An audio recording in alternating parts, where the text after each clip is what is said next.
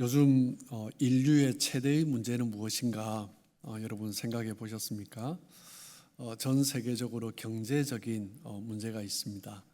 그것 때문에 나라들마다 많이 힘들어하고 있죠. 또 환경의 문제가 있습니다. 날씨도 급격하게 변하고 그로 인해서 참 많은 어려움 가운데 처해 있습니다. 경제적인 문제 그리고 환경의 문제, 이것이 우리 인류의 최대의 문제인가? 그렇지 않은 것 같습니다. 우리 인류의 최대의 문제는 무엇입니까? 죽음의 문제입니다. 모든 인류의 문제고 모든 개인의 문제이기도 합니다. 죽음이 닥치면 모든 것이 끝이기 때문입니다. 죽음 위에는 어떤 계획도 세울 수 없고 어떤 것도 할 수가 없죠. 열심히 땀 흘리고 수고하며 쌓아왔던 것들이 죽음이라는 관문 앞에 모든 것이 의미가 없어져 가는 것입니다. 이 세상을 살아갈 때는 성공한 사람, 실패한 사람 차이가 있어 보이는 것 같지만 죽음이라는 순간 앞에서는 모든 인간이 동일한 것입니다. 죽음 앞에서는 예외가 없습니다. 우리가 또한 인생의 삶의 의미를 돌아보려고 할 때 정말 삶의 의미를 제대로 확인하려고 하면 그 끝 지점에 어떤 모습으로 서 있는가, 정말 죽음이라는 것이 모든 것을 마치는 시간이기도 하지만 죽음이라는 것이 모든 사람에게 그 인생의 의미를 결정짓는 순간이기도 한 것입니다. 그래서 전도서 7장 2절 말씀을 보시면 초상집에 가는 것이 잔치집에 가는 것보다 나으니 모든 사람의 끝이 이와 같이 됨이라. 산자는 이것을 그의 마음에 둘지어다. 토요일날 결혼식이 있고 장례식이 있습니다. 어디를 가야 한다고요? 장례식을 가야 한다라는 거죠. 결혼식에 가는 것보다 장례식에 가는 것이 더 낫다라고 성경은 이야기를 하고 있습니다. 왜 그렇습니까? 장례식장에 갈 때 정말 인생이 어떤 존재인가, 그것을 깨달을 수 있는 거죠. 우리 인간의 유한함을 깨달을 수 있고 시간이 끝이 있다라는 것을 깨달을 수 있는 것입니다. 우리 인생은 참 유한한 존재입니다. 여러분 한 번씩 그거 생각해 보지 않으십니까? 나의 장례식 때, 내가 누워 있을 때 사람들은 나에게 뭐라고 말을 할까? 사람들은 나의 삶을 두고 어떻게 이야기할까? 생각해 보지 않으셨습니까? 지금 이 순간 우리가 장례의 자리에 고인으로 누워 있다면 사람들은 무엇이라고 할까? 우리는 그것을 생각해 보아야 합니다. 모든 사람의 인생에는 끝이 있습니다. 그 끝을 생각하고 싶지 않아도 반드시 끝이 옵니다. 그런데 그 끝이 언제인가 우리가 정할 수 없는 거죠. 그렇기 때문에 우리 인생은 항상 끝을 생각하고 살아야 됩니다. 그 끝은 어떤 사람에게는 조금 여유가 있기도 하지만 많은 사람들의 고백이 이렇게 올지 몰랐다. 가신 분의 얘기가 아니라 주변에 있는 분들이죠. 정말 모든 사람에게는 죽음이 끝이 정말 곧 현실로 다가오는 것입니다. 오늘 우리가 함께 읽은 성경의 본문은 사무엘 선지자의 고별 설교입니다. 늙은 사무엘 선지자가 마지막 설교를 하는 거죠. 사무엘의 고별 설교의 핵심은 세 가지입니다. 오늘 우리가 함께 읽은 본문 12장 1절에서 5절까지 사사로서 하나님 앞에 그리고 백성들 앞에 부끄럽지 않게 그 직분을 감당했다라고 고백하는 사사 자신의 모습입니다. 그리고 두 번째는 12장 6절에서 18절까지죠. 인간왕을 세워달라고 요구했던 그 이스라엘 백성들을 향해서 책망하고 경고하는 내용입니다. 그리고 마지막 세 번째는 12장 19절부터 25절까지 우리가 백성들이 하나님 앞에 회개해야 한다. 그리고 하나님의 말씀을 따라 순종하며 살아야 한다. 다시 한번 그것을 촉구하고 있습니다.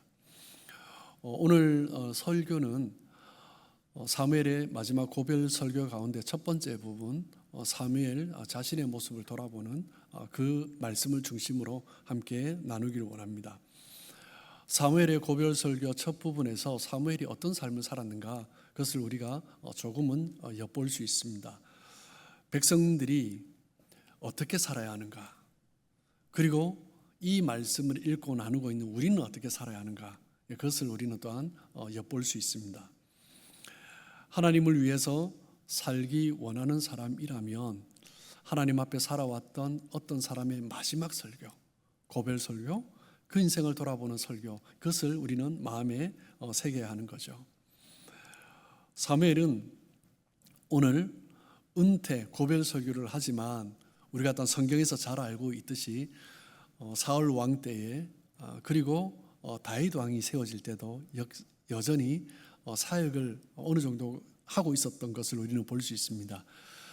즉 사무엘의 은퇴는 사사직에서의 은퇴입니다. 이 이후에도 제사장직과 그리고 선지자직은 여전히 감당하고 있었습니다.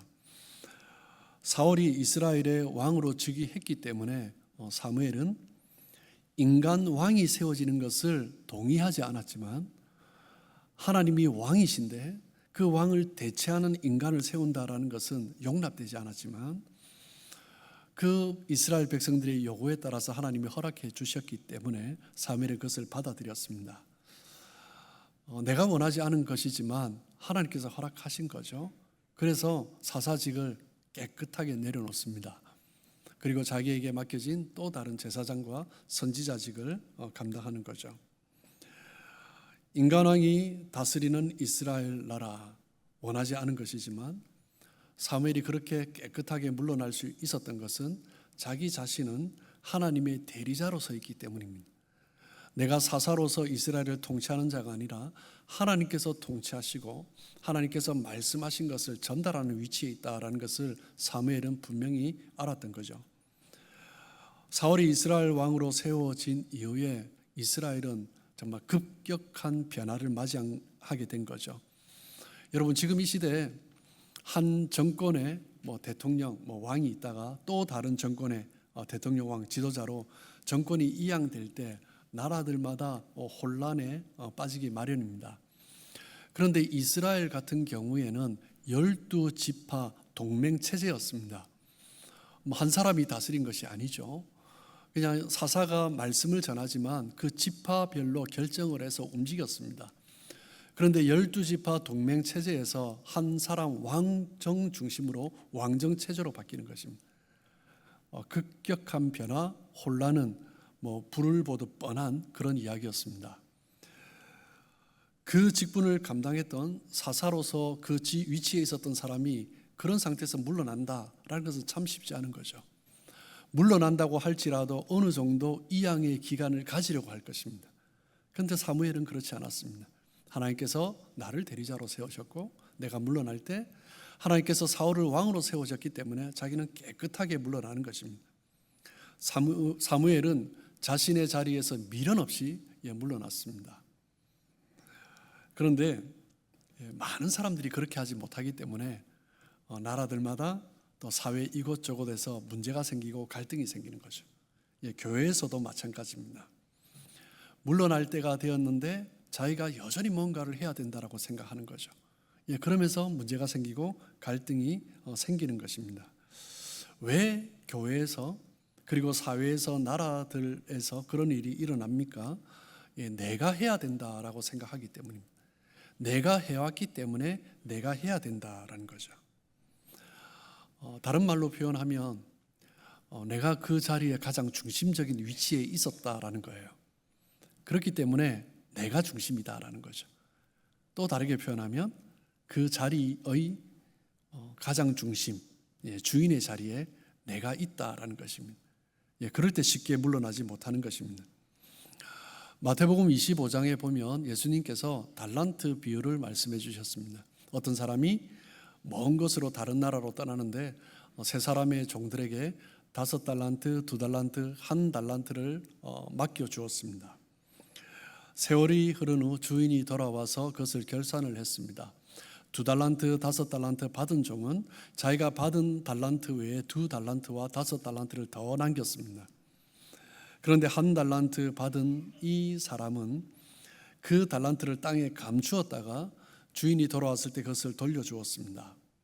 그것을 보면서 주인은 뭐라고 말을 합니까? 마태복음 25장 26절 말씀을 보시면 그 주인이 대답하여 이르되 악하고 게으른 종아, 나는 심지 않은 데서 거두고 해치지 않은 데서 모으는 줄로 내가 알았느냐.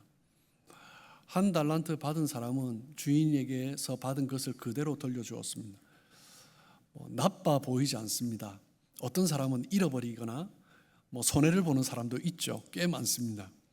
그런데 손해를 보지 않고 그대로 돌려줄 수 있었다는 것은 나름대로 선방했다라고 볼 수 있을 것입니다. 그런데 주인의 말을 들어보면 굉장히 가격한 말을 합니다. 굉장히 심한 최악의 책망을 하고 있는 것을 볼 수 있습니다. 무엇 때문에 그렇습니까? 이 종은 주인에 대한 믿음이 없었기 때문입니다. 주인을 신뢰하지 않았다라는 것입니다. 주인을 신뢰하지 않았기 때문에 그냥 주인이 원하는 것이 아니라 내 생각대로 행한 것입니다. 내 뜻대로 행한 것입니다. 주인은 그것을 책망한 거죠. 예수님은 달란트 비유에서 그것을 말씀해 주는 것입니다. 우리에게 1달란트, 2달란트, 5달란트를 맡겨주셨습니다. 그 달란트를 가지고 얼마나 많이 남겼느냐, 그것이 중요한 것이 아니라 주인이 원하는 대로 내 것을 사용했느냐라는 것입니다. 그것을 물으시는 거죠. 모든 것은 하나님께서 우리에게 맡겨주신 것입니다. 이 모든 것은 하나님의 것입니다. 하나님께로부터 나오지 않은 것이 없습니다. 하나님에 의해서 이 모든 것은 돌아가고 있고 하나님으로도 말미암았다, 그것을 고백하는 것, 그것이 바로 우리 장로교 신학에서 가장 중요한 토대입니다. 이것을 우리는 절대주권 사상이다라고 이야기를 합니다. 절대주권 사상은 우리의 신앙의 가장 중요한 토대이기도 하고 우리의 삶의 태도여야 합니다. 하나님이 우리의 주인이 되시는 분이십니다. 모든 것은 주님의 것입니다. 우리가 가지고 있는 모든 것들은요, 하나님께서 우리에게 일시적으로 맡겨주신 것입니다. 다른 말로 하면 위탁받은 거죠. 주인이 우리에게 위탁해 주신 거예요. 그것을 무엇이라고 합니까? 청지기다라고 말을 합니다. 절대주권 사상은 청지기 의식으로 귀결되어집니다. 우리는 모든 것을 주님으로부터 위탁받은 청지기 드린 것입니다. 우리가 맡은 것은 우리는 그 주인의 것을 일시적으로 맡았기 때문에 내 뜻대로 내 생각대로 사용하는 것이 아니라 주인의 뜻대로, 주인의 의도대로, 주인이 기뻐하는 대로 사용할 책임이 있는 것입니다. 그것이 바로 하나님의 절대 주권을 믿는 사람의 모습인 것입니다. 기독교는 다른 종교는 무소유를 주장하기도 합니다. 그런데 기독교는 무소유의 종교가 아닙니다. 기독교는 소유를 인정합니다. 하나님께서 우리에게 맡겨주신 것, 그것을 인정하는 것입니다. 우리가 맡은 것, 주인의 의도대로 사용해야 된다. 소유의식이라는 것은 하나님께서 나에게 주신 것, 하나님께서 나에게 맡겨주신 것이 있다라는 것입니다. 그것을 우리는 청지기의식이라고 하는 거죠. 기독교는 무소유의 종교가 아닙니다. 청지기의식을 가지고 이 세상을 살아가야 하는 것, 그것이 바로 기독교 사상입니다. 그런데 청지기는 주인이 원하면 언제든지 내어놓을 수 있어야 합니다. 이 세상에서 우리는 살아가고 있지만, 이 세상에서 많은 것들을 누리고 있지만, 이 세상에 올 때 우리는 아무것도 없이 왔습니다. 이 세상을 살아가는 동안 하나님께서 우리에게 맡겨주신 것입니다. 하나님께서 맡겨주셨기 때문에 우리가 가진 모든 것은 하나님의 것입니다. 그렇기 때문에 우리가 너무 자기 것이냐 꽉 쥐고 있으면 안 되죠. 주인이 돌아올 것입니다. 어떻게 썼느냐 물어볼 것입니다. 꽉 쥐고 있으면 내어놓지 못하는 것입니다. 꽉 쥐고 내어놓지 않으려는 태도는 위험한 것입니다.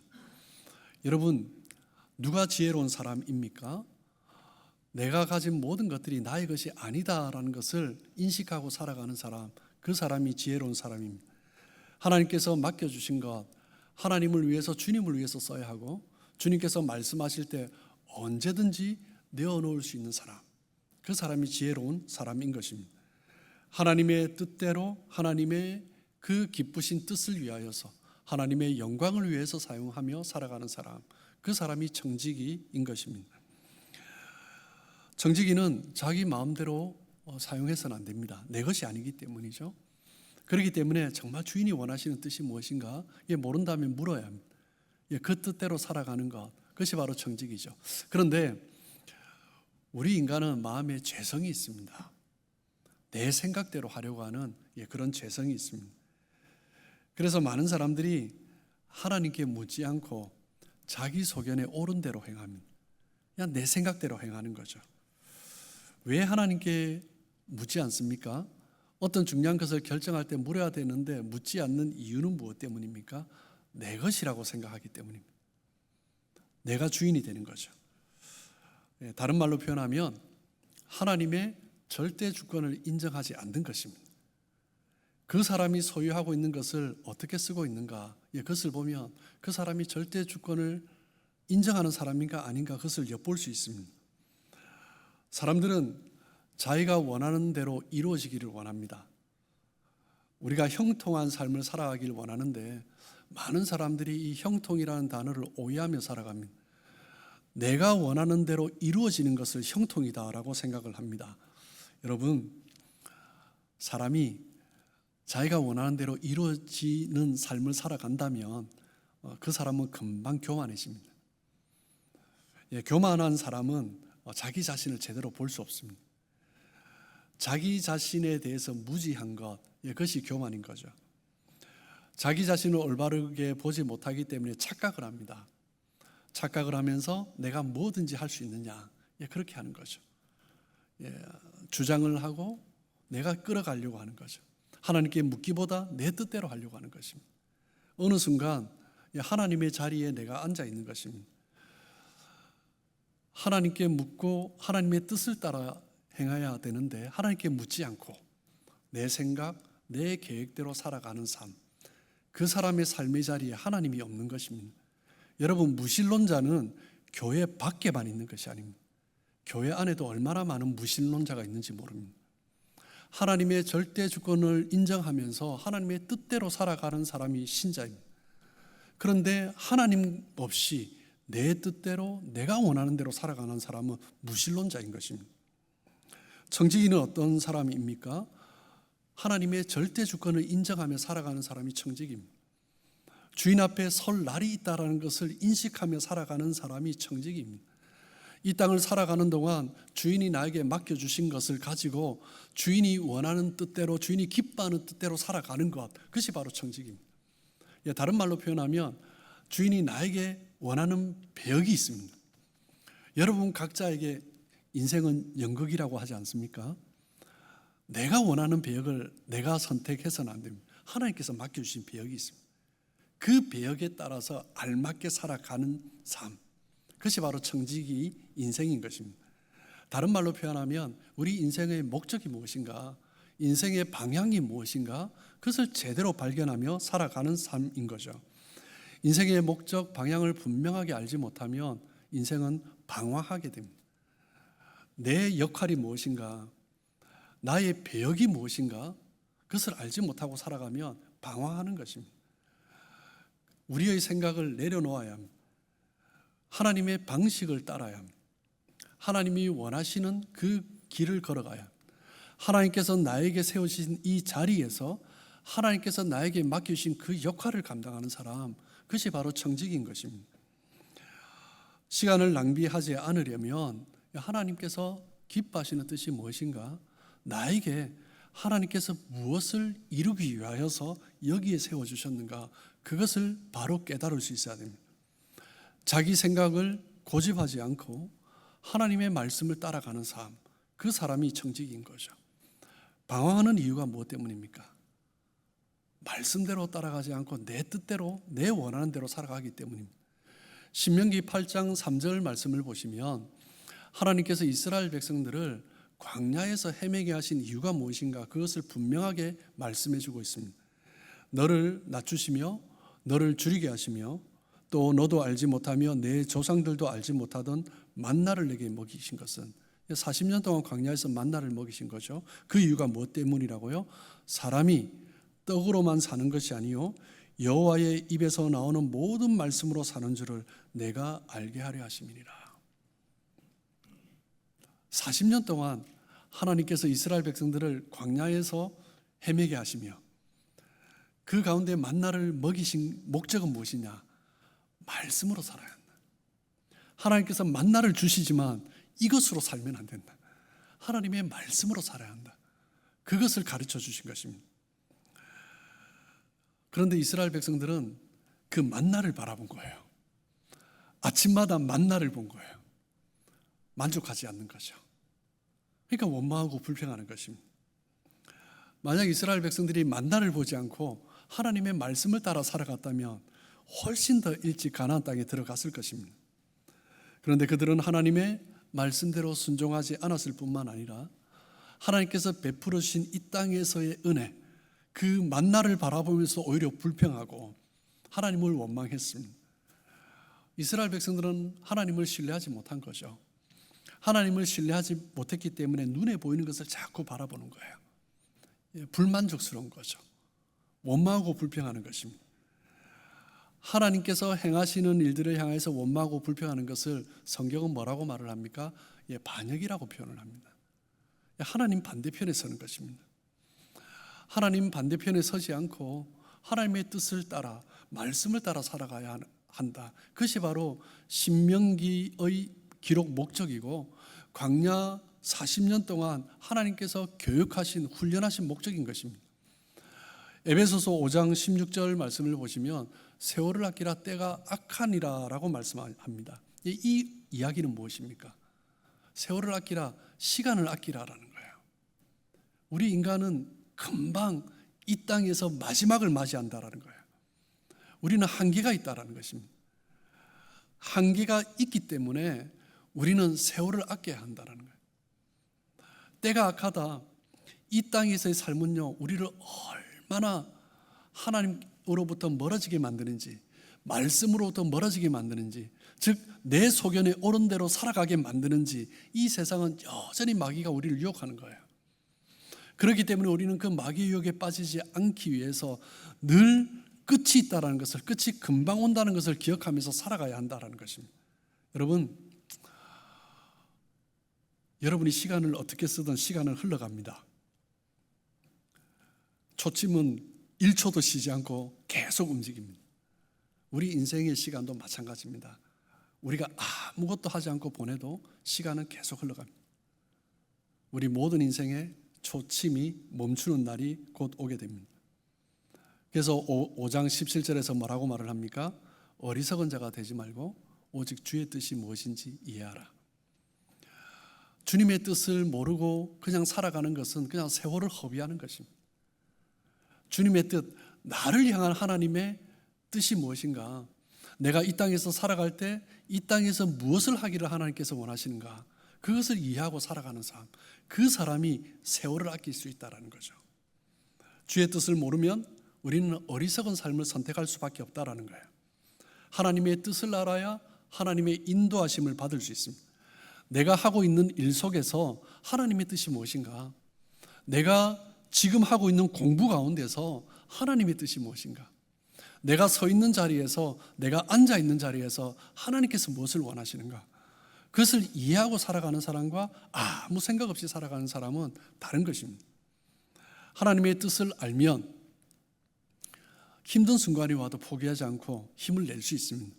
견디고 이겨낼 수 있습니다. 하나님의 뜻을 알면 방황을 멈출 수 있습니다. 그런데 하나님의 뜻을 모르면요, 방황하는 거예요. 내가 왜 이 자리에 있는지, 그냥 내 생각대로 하니까 이 생각 저 생각하면서 방황하는 것입니다. 우리가 무엇을 결정할 때마다 주님의 뜻이 무엇인가 그것을 물어야 됩니다. 하나님의 뜻을 묻지 않고 자기 생각대로 결정하고 행동하는 사람은 또 다른 순간에서 또 다른 행동 결정을 합니다. 그것을 방황이라고 하는 거예요. 우리는 이스라엘 역사를 보면서 무엇을 배웁니까? 이스라엘의 역사를 가장 잘 보여주는 게 광야 40년이 아닌가 생각이 됩니다. 그냥 돌고 또 도는 것입니다. 그 광야 40년을 지나면서 가나안 땅에 들어갔습니다. 가나안 땅에 들어갔는데 또 사사시대를 맞이하는 거예요. 사사시대, 어떤 시대입니까? 자기 소견에 옳은 대로 살아가는 거예요. 그 400년의 사사시대를 그렇게 보내버렸습니다. 그러다가 왕을 요구했어요. 왕을 요구하면서도 여전히 자기 원하는 대로 살아가려고 하는 거예요. 그러면서 또 바벨론 포로로 끌려갑니다.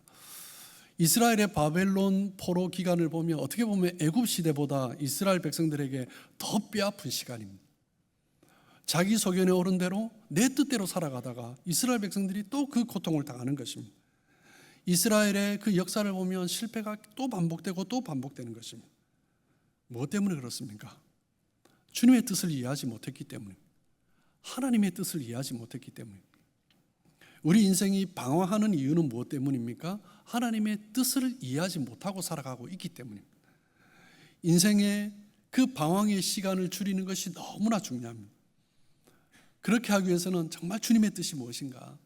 정말 방황을 줄이는 방법은 하나밖에 없습니다. 정말 주님께서 기뻐하시는 것이 무엇인가? 그것을 발견하는 것입니다.